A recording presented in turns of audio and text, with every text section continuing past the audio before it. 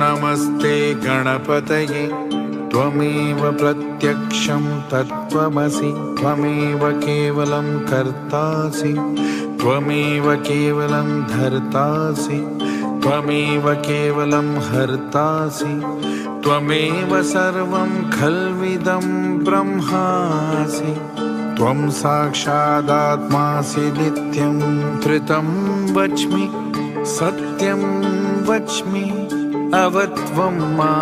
अवभक्तारम् अवश्रोतारम् अवदातारम् अवधातारम् अवानुचानमवशिष्यम्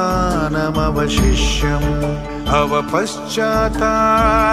अवं पुरस्तात् अवोत्तरात्तात् अवदक्षिणातात् अवचोर्ध्वातात् अवोदरातात् सर्व